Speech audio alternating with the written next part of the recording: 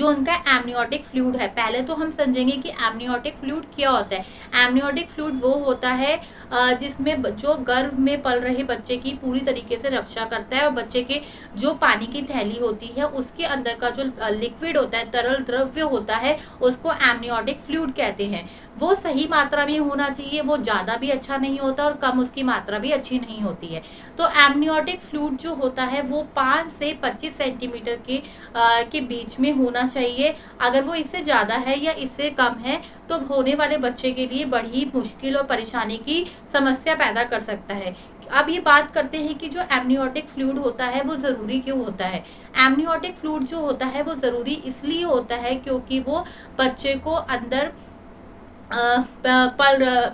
बच्चे के अंदर जो थैली होती है उसके अंदर जो तरल द्रव्य होता है बच्चे को किसी भी प्रकार की चोट वगैरह लगने से बचाता है, बच्चे को पूरा न्यूट्रिशन प्रोवाइड करता है और बच्चे को उसका विकास होने में पूरी तरीके से सहयोग करता है। जैसे हड्डियों का बनना, ब्रेन का डेवलप होना और मांसपेशियां, लंग्स का मैच्योर होना, इन सब के लिए एमनियोटिक फ्लूइड की सही मात्रा बहुत ही ज़्यादा आवश्यक, इम्पॉर्टेंट होती है।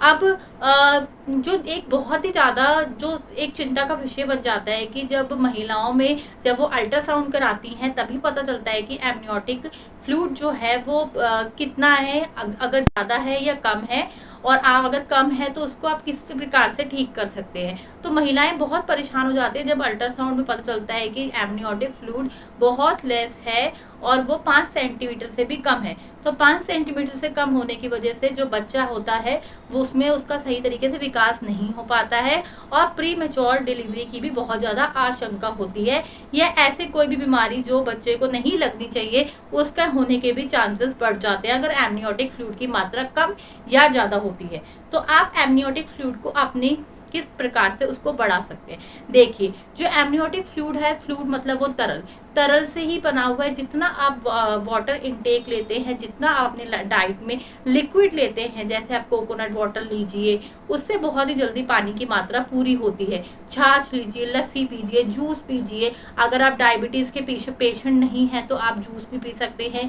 कोकोनट वाटर भी सही अमाउंट में ले सकते हैं और कम से कम आपको 12 से 15 ग्लास पानी ज़रूर पीना है एक दिन में, और साथ में दही, छाछ और जितने भी लिक्विड पदार्थ है उनको अपनी डाइट में ज़रूर शामिल करना है। और साथ में अपने डॉक्टर से सलाह लेते हुए कुछ ऐसे सैशे भी होते हैं जो एमनियोटिक फ्लूइड की मात्रा को, क्वांटिटी को बढ़ाने का काम करते हैं, तो वो भी आपको अपने साथ में अपनी डाइट में पूरे तरीके से लेते रहने हैं, जिससे आपका एमनियोटिक फ्लूइड लास्ट तक बढ़ जाएगा।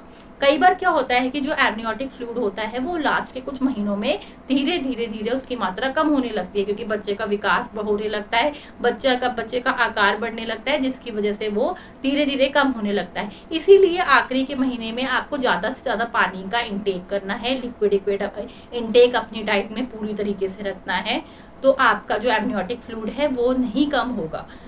आई होप मेरी वीडियो से आपको सही जानकारी मिली है। अगर सही जानकारी मिली है तो मेरे चैनल को लाइक करें, सब्सक्राइब करें एंड शेयर करें। कोई भी दिक्कत है, कुछ भी है, आप मुझे कमेंट कर सकते हैं। Thank you so much.